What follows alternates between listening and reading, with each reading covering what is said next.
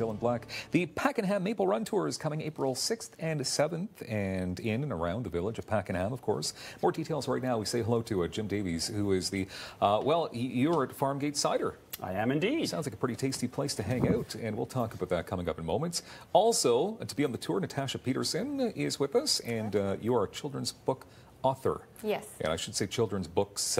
Yes. How many have you written at this point? I have 5 done. Whew. Yeah. Congratulations. Thank We're going you. to talk about that. So much to get to here.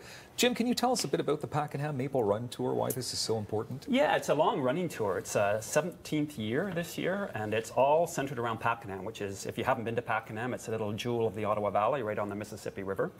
And there are a series of artisans and artists and folks that make beer and cider and others, interesting things to eat, and it's all around. It's a self-guided tour. Yeah. Is this an interesting pairing here? Because we have books on geese right beside cider. Seems kind of. Are you both going to be at the same venue?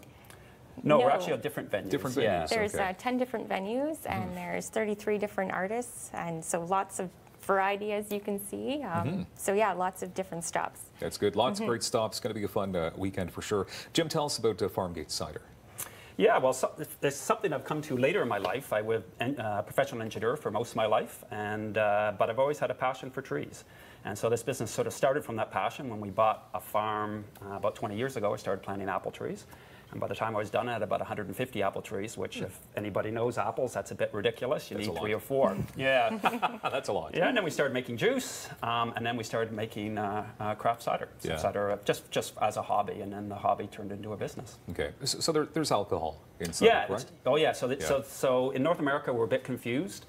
We use cider both for juice and for hard cider. But in the rest of the English-speaking world, cider means alcoholic, just like wine means alcoholic. That's what I thought, but sometimes, like I said, like you said, actually, people do get confused about the word cider. So you've actually brought some ciders with you. So how many would you have at Farmgate?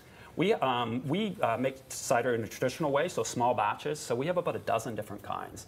And it's different apples, different cider making techniques, but they're all European style cider, so very dry, so like a Prosecco or Champagne, as opposed to some of the more recent North American standards, which are sweeter.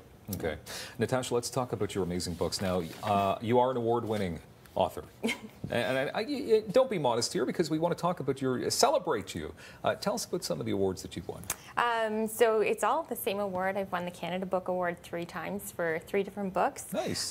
Which is an award that celebrates Canadian artists and sort of the timelessness of a book's merit, I believe, is the quote that they use. Yeah. The nice thing about this award is that it doesn't, since I'm self-published, I don't apply to a lot of awards, but this one does recognize any type of publication.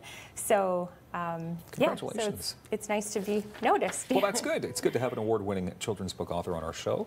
Can you tell me about your style of books? I'm noticing that a lot of them are pretty much animal They're based. all animals. Yes. They're all okay. So why animals? Yeah, I don't know. My head sort of always goes to animals. They're all written for children who are 5 to 9 years. They all rhyme, and they all have some sort of human problem that we apply to an animal. So, for example, Gail the Goose, which was my first book, is a directionally challenged Canada goose. And I'm very directionally challenged, so that one seemed very fitting to me. Yeah. Nutty Neighbors was my second book, and that one sort of has themes of stereotyping and a little bit of racism. It's a chipmunk and a squirrel who don't get along. Oh, my. And as they get to know each other, though, they realize they have lots in common and become best little friends. So there's little lessons in each one of them. Is that important to have those lessons in there for kids? I think so. Oh, I believe so, yeah.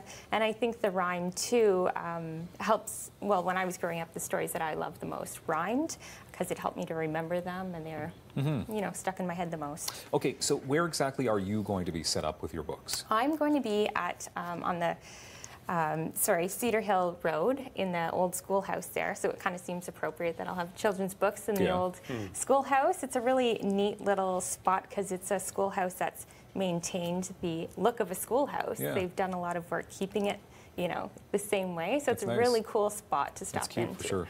And Jim, so where are you going to be located exactly if people are trying to find you on a map? 250 Comba Lane, and it's the newest stop on the tour. It's a barn that we moved, actually. So we bought a farm outside Pakenham to expand the cider business, and we moved a heritage barn about 150 feet and put it up on a foundation. and make cider there now. And we're going to have an artist with us, as well as 2 artisans.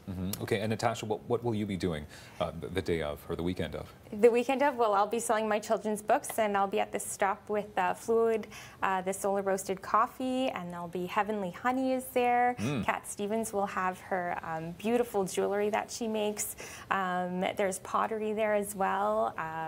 All sorts of, a lot of variety to this tour, which is really wonderful. That is wonderful. Yeah. MapleRunTour.com for the Pakenham Maple Run Tour. That's More right. details, the map, and all the vendors, and great things to look forward to. April 6th and 7th. Jim and Natasha, thank you very much.